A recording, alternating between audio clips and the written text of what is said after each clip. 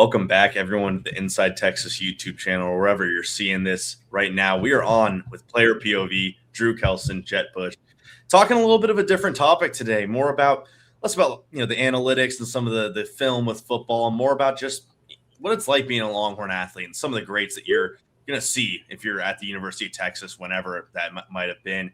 Before we get into it, make sure you're going over to InsideTexas.com and join in for just $1 right now for new members only, and that gets you 50% off your first year, which is a pretty good deal to see all the football, baseball, which is heading to the postseason right now, and basketball talk going over Inside Texas. The SEC spring meetings are already starting. Drew, Jet, hope you guys are doing good, and we're going to kind of jump right into it and talk. Drew was the one who kind of presented this idea to us. So I'll throw it to him first, just about, when you're on the Texas football team, of course, that's the big point of discussion, but as Sark and CDC like to talk, it's this whole group effort at the University of Texas of really every single head coach is really locked in step of the championship expectations and what the kind of level of athlete needs to be here. So, Drew, when you think back to kind of your time at Texas and some of the people and players you interacted with, what really stands out when it came to your ability to both interact with them on a day-to-day basis, but also kind of the legacy that builds?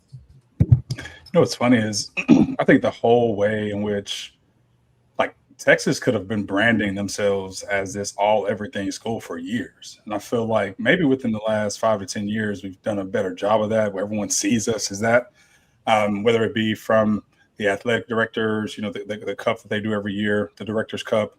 But when I got to campus, my whole thought around Texas and at least famous or great players was tied to, Vince Young and TJ Ford and Ricky Williams, right? But then you get on campus and you're like, oh, wait, we have a great baseball team. You see our volleyball team. You see Kat Osterman was on campus when I was there, Houston Street. Just when you look at across every sport, it's like, oh, whoa, it really means more to be great at everything here. And so, yeah, it's crazy when you're on campus and you don't really realize it walking in. Yeah, you're around the best of the best. So, yeah, going to Texas is different that way. And Jet, he kind of brought up the Director's Cup there, and you graduated when they really started here at Texas. It was just a Stanford award for years upon years for most of everyone's lives, and then kind of around when CDC and Sark really got it going, that's when Texas started building it up. When you think about your times like at the tank or just walking around campus, like the type of interactions you'd have with other teams, was it really strictly football with you, or does Texas do a good job of making sure that you kind of know the rest of these athletes, and especially these really, really high level ones at other sports? Yeah, so to give the other sports their credit and stuff, obviously very high level, but we all kind of congregate at the beginning, and the athletic directors and each head coach you kind of listen to at the beginning, and we're all listening, and they've all won Big 12 championships. And so we're like, oh, we got to go get one. And then, so that kind of hypes you up as well. So you kind of feed off of that energy. And then you find out the swimming and diving team has won 14 national championships in a row. You're like, yo, dude, that's crazy too. So that's cool. But that's the whole sole purpose of the tank, the Texas Athletic Nutrition Center, for those, the abbreviation. And that's essentially was for all athletes to kind of share one space and kind of come together and be able to kind of bond over a common area. And then obviously we all eat a lot of food for the most part. But that actually, I don't know if that's still a thing. I think the football players got their own thing now. I know for a fact. But that was kind of the whole purpose. It was awesome. That's where I ate my whole entire career. It was awesome. It was really good food, nothing to complain about. I hung out a lot with the baseball guys. It's just kind of who I jived with, I guess. So, it was easy for me to kind of blend with them. And obviously you're, making friends with the track and whatever, everything in between. They got a ton of events over there. There's rowing as well. Girls soccer, keep going on and on. Yeah, I think there's an Olympian or some kind of level of professional athlete in all those. I remember Julia Grosso was on the women's soccer team when in the early 20s, and I think she got silver in the most recent Olympics. So it does just go to show. And we were talking on the pre-show joking about the Hispanic Titanic, Ivan Melendez, when some of your last years, that's arguably, it doesn't come with the success of a national title, but might be the most talented guy who's ever played at the University of Texas, at least as a pure bat. Do you have any fun stories about him? Or I think I got plenty of fun stories about him. Yeah, me and Ivan, Melendez is who we're all referring to. That's my guy for sure. But we would hang out and like talk about somebody who's like obsessed, like with baseball. Like I've never seen anything like it, and like just like listening to his work ethic, I guess you could say. I saw a lot of work in the shadows, I guess you could say, or whatever. Like he talked to me a lot about that, just the extra things he did to go be great and setting that home run record for the NCAA. And, hopefully he, makes it up soon. I know he's had a pretty good career and he's been on and off and stuff like that. So I hope to see him, do well in the MLB would be fantastic. But just, being around someone who's an all-time great like that, really getting to appreciate their work ethic and, just hang out and have a good time with at the same time was always fun. I know Sark and CDC always talk about kind of the reckoning of the University of Texas and how, you come here because you see what these other programs are doing and that kind of pushes you to do better. Is that for real, Drew? Like when you're sitting there as a football player, how much of a help is it to see that there's Olympians on the other side? There's basketball players who are making the NBA, and that just in general, Texas is producing some of basically the athletics level of a country that's not the United States. No, I mean, I think it's more impactful now more than ever. I mean, most of these greats that come to Texas now, I mean, they come in with the entire world knowing them. They have endorsements. They have brands. They kind of come in with, already kind of carrying that whole entire weight. And, I know Sark has said this, and I know CDC has said this before too.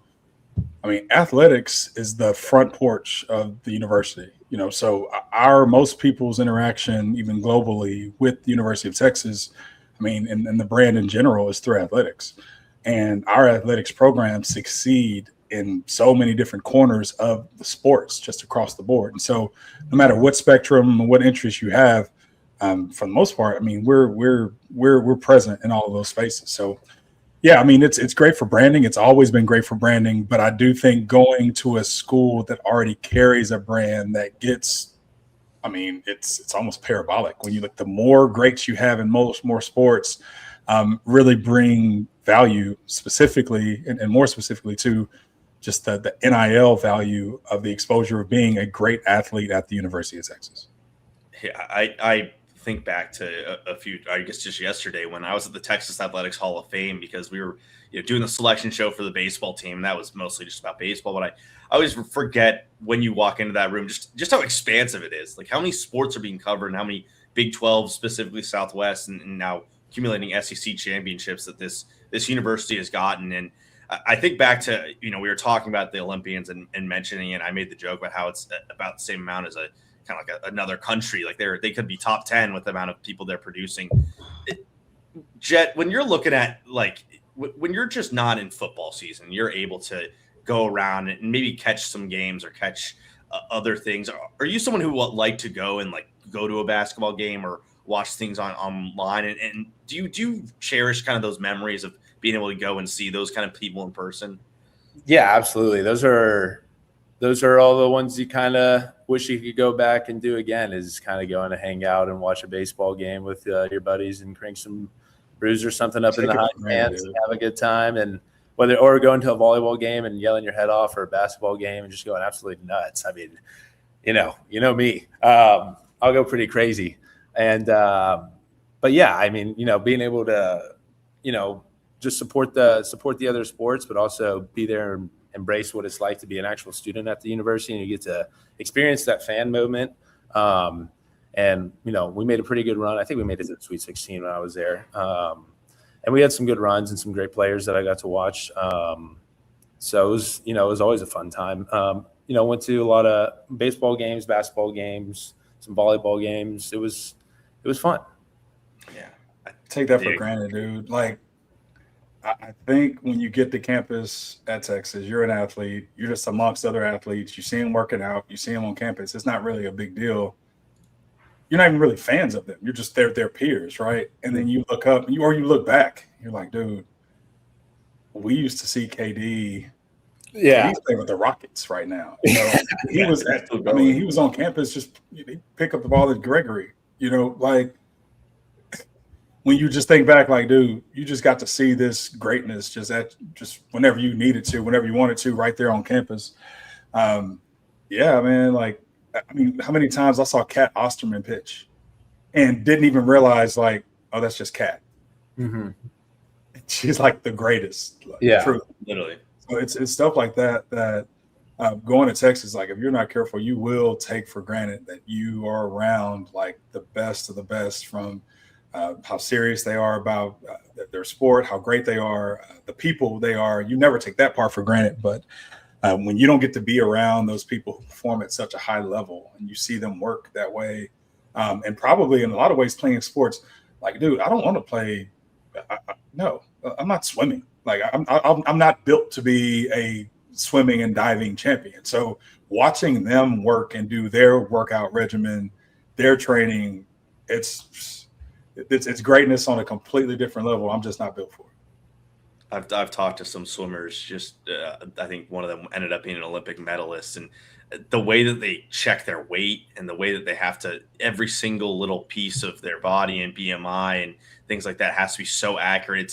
I know it's like that at every sport here, but I'm always in awe about from the very top of football to the very, just to golf and the less, spectator sports, just the level of detail that these athletes have to go into. And I think that's part of the big pitch for the University of Texas for, recruiting in any type of level. Like, there's just more people and more resources at your disposal than most other places around the country, and especially the kind of era we're getting into with this kind of level of investment in sports. That's how it's going to look.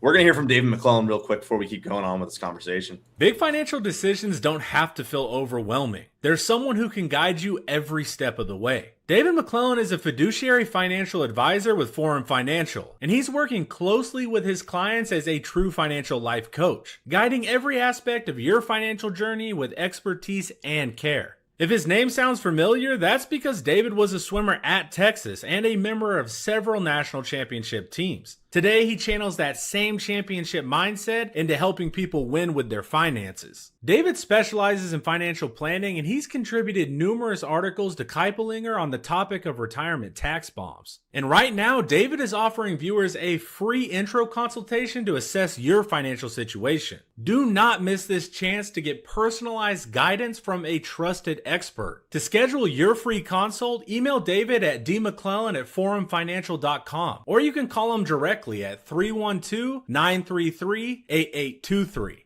The contact info is in the description. And of course, the great Dave Keith Williams pops in right at the end to help us talk and move this discussion onwards. Some great questions in here, because throw a little shade at you, Jet. It's interesting having Drew Kelson on as part of the most successful Texas football period in recent history, while Jet played at Texas, perhaps the worst period of Texas football history. Jet, first of all, I don't know if that's true. I think a little before you might have been a bit worse. Yeah, I don't know. It's comparable. So, that's not great. But yeah, losing to Kansas at home is pretty brutal. I think we're the first to do that. So, gang. I remember that one. I was in the stands for that one. We're all in it together. But he does pose the question at the end. Great to hear what you guys both thought made your time at the program so successful, and also kind of given the topic of what we're going over. Like, Drew, throw it over to you first.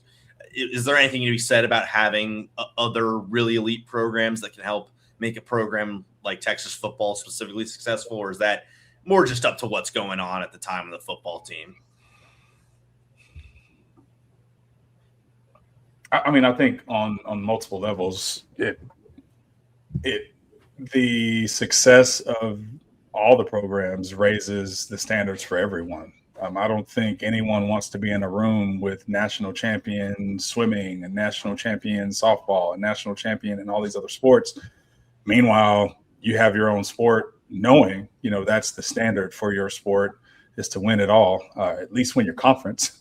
And you haven't met that yet. And so I do think the standards really start at the top. And I think CDC does a great job, actually, of speaking openly about the type of competition and expectations across his entire staff.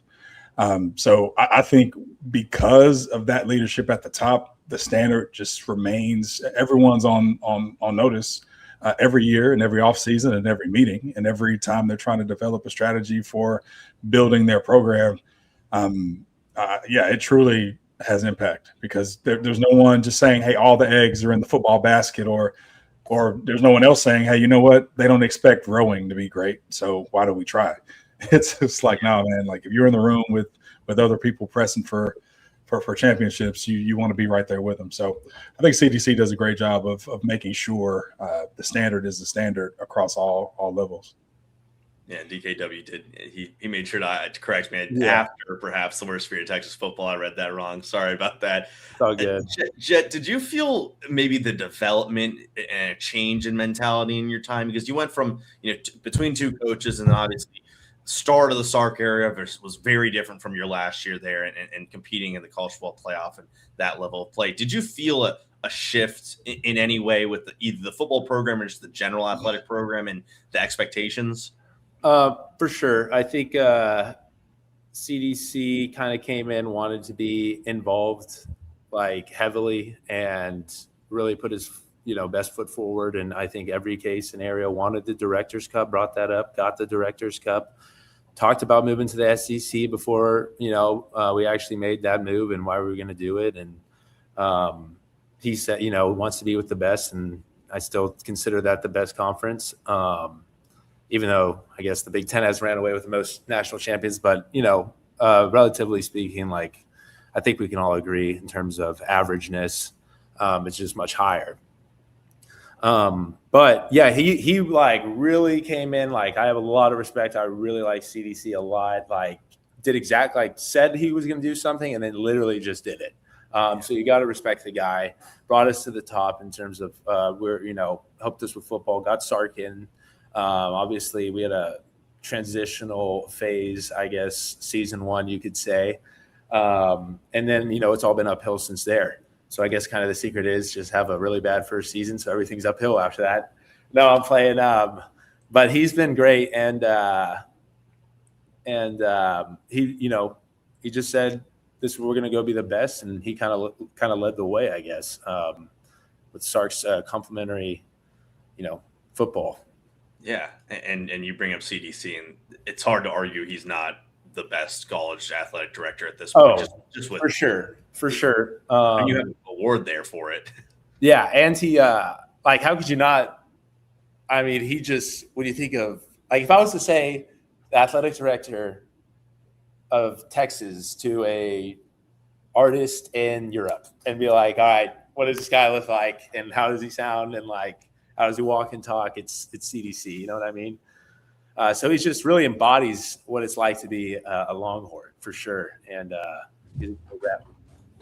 And we're so familiar with him now. And, that's the only athletic director I've really known as someone who's followed Texas sports. But, Drew, you probably had the other major athletic director there, Delos Dodds, who's just a legend around the campus. And everyone you talk to about him, it just kind of going on and on about the impact and what he so many sweeping changes he made at the university. What can a great athletic director do for a program and past just the sports, like the way university ebbs and flows and the type of mood that's on the campus during a calendar year? It's hard not to, especially seeing what CDC does today. I mean, the game atmosphere, the standard for really getting people to campus and keeping people on campus and getting people to events. I mean, we had to get guys into the. Well, you think about even the basketball arena right now. It's not hard to get people to go to want to see a game there today. Whereas, we had to have talent. You had to have reasons to get people out for certain reasons, and it's just. I think what the loss did a good job of, and this was kind of just the baseline of kind of going back to what I mentioned earlier, is the standard being the standard. We truly invested and wanted to be great in everything. And so at that time, there wasn't any NIL, but you had your facilities. You want to make sure you had the utmost facilities and coaching staff and everything else that would allow you to be great across multiple sports. And so, you think Like we had Jody Conrad. Like you think about the people and the coaching, the staff, and the programs that were on campus at the time. Goodness, I think Elliott was still there as a volleyball coach then. So, I mean, we had that standard of greatness. Swimming and diving was great. And so I do think if at a bare minimum, you have to have good product as an athletic director. You can't convince people to watch terrible sports or just terrible character players or coaches that don't lead in a way that everyone can support. So I think DeLoss did a great job of making sure, regardless, we were playing for championships across the board. We understood the standards. And I just really think what CDC has done is just taking advantage of every opportunity in this market today to provide and build the brand beyond sizzle. Because as Texas brand builds, it attracts and brings in more investments, more families that want to invest their 4 years or whatever their time is for their students on campus at Texas to develop and grow into young men and women. Chad, I think we were on both. I believe you're still on campus for the Elite Eight run for the college basketball team and the men's basketball team, excuse me. And I think of 2023 as a year where like a lot of things really exploded for Texas athletics, talking about, your own team, but also, that Rodney Terry led Elite Eight run was so well built, and baseball was really humming at that time. At a lot of really strong players. Volleyball was, of course, winning national championships, and something about that just kind of really stuck out to me as a student as well. When you think back to that year and what the environment was like on campus for basketball games and that elite, national champion volleyball game and baseball, what was that like as an athlete going to other athletes' events? Well, the Moody Center definitely helped. So that was an awesome upgrade for sure. But going to those events, going to tournament play, it's one, like I said, it's amazing. And then it's big, high stakes moments. So like, what's there not to love about that if you're a sports fan? So you get to go watch them do exactly what you're doing, like pretty much, and go achieve greatness. At the end of the day, whether it's volleyball winning a national championship, which was awesome. They were always, hanging out with a lot of football players and vice versa and whatnot, because every athlete kind of just hangs out with each other. And so a lot of us went to their games and stuff like that. And, when baseball made a great run, that was really fun. Obviously, I had fans on the team. I didn't go to the Omaha or wherever it is, but I definitely thought about it, and we had a really good run. That was fun to watch, and then obviously went to a ton of those games, and can keep the list goes on and on. But that was a special year. I agree, 23, for sure. Like you said, we all had a really good run. I would have loved to get a national championship in football as well. Obviously, that one stinks, but we're kind of back, I guess you could say, in that essence. And people really, I feel, truly believed it because of such a dominant season. And we made it in basketball. We had a good run there, and then volleyball kind of brought it home. It really felt like a turning point year for the program. Yeah. It wasn't quite 05, 06 where it was the national championships, but returning to the point of, and I know they've changed coaches in some of those sports even already since then, but just having the football team be back to a national power and having baseball playing up to the level of a blue blood and a super competitive basketball program. Before we get out of here, I don't want to take too much time of you guys tonight, but we were talking about Drew. You were saying how KD was on campus, Kat Osterman was on campus, a number of other Olympians. Do you have any stories you're able to share with us, or any just a distinct moment about maybe not being starstruck because you were on the football team and they were also college athletes, but that you can just remember about playing and being alongside so many great athletes? Dude, I mean, I think of KD as the easy person to think about because that was the first true alien I saw.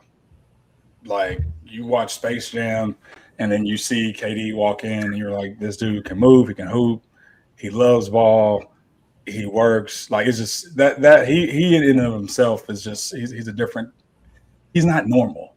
You just see freak athletes that aren't normal. Everybody else felt normal. KD was a little bit different. But the craziest thing, which and maybe this is fresh on my mind because I suck at golf and have to play around next week, and I just saw Jonathan Vargas, who is still on the PGA Tour. I don't care. He's probably flying under the radar.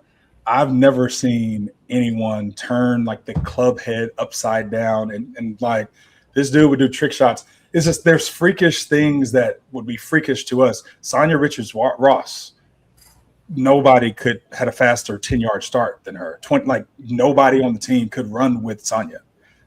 When you put that and compare these elite athletes to everything we have to do, I mean, Jamal Charles and Brian Robinson played. I mean, did track and field too while we were on campus. Jamal ran track. Brian Robinson, I mean, I think he threw the shot all 4 years he was there.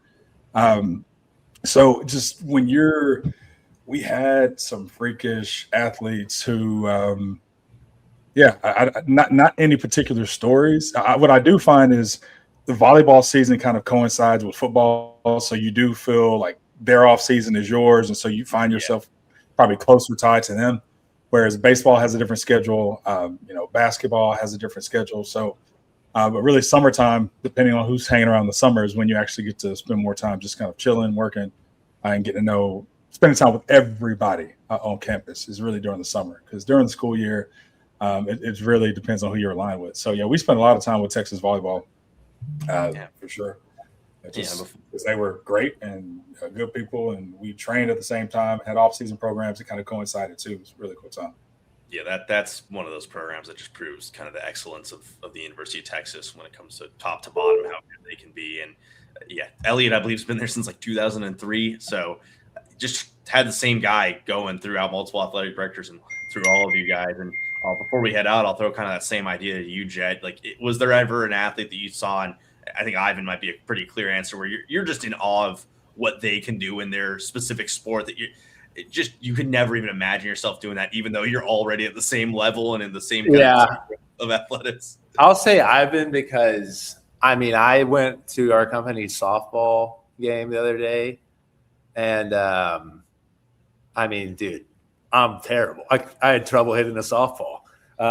So I can't even imagine what it's like hitting like 36 home runs or whatever he did. That was crazy. And then I got to shout out my boy Dylan Campbell. Went to Straight Jesuit with me. He had a 36 game, I think, or 38 or something game hit streak. Broke an NCAA record too. So he was there too, doing stuff, and he's got a good career ahead of him too. Yeah, that baseball team was a bit different at that time. Talk about somebody who could have played both ways, like both sports. That he was a real, like, he was giving me trouble in high school as like a backup running back. Like, he was legit. Yeah, and I'm excited for how the dual sport athletes, especially with the way that kids are being taught sports these days, like hopefully for Jonah Williams' health, like that's able to he'll be able to excel in both sports. What he already kind of did in baseball as a 17-year-old. But I think that's going to do it for us. Throw it over to a few last questions before we go. Less a question, but DKW points out fifth in the athletic director, when in the Directors Cup when Del Conte came in as an athletic director, and then since then 4 of the last 5, about to be 5 of the last 6, depending on how the batted ball sports finish their years. So the Directors Cup is kind of a Texas Cup at this point. And then, some guy kept up with Reggie Bush and had a pick off of Matt Liner, just casual names around here to throw around. So a few good athletes that we've heard come on this Inside Texas YouTube channel. But Drew, Jet, thanks so much for coming on with me and spend some time here tonight just to talk about, we don't really get a chance to just appreciate the level of athletics that we get in this university. So thank you guys so much for watching. Make sure you're going over to InsideTexas.com. Join now for just $1, and then you get that first full year, 50% off. A fantastic deal to talk baseball, football, basketball, everything in between the IT staff and Drew and Jet when they're on there and on the Inside Texas YouTube channel. Thank you guys so much for watching. We've been Inside Texas. Have a good one.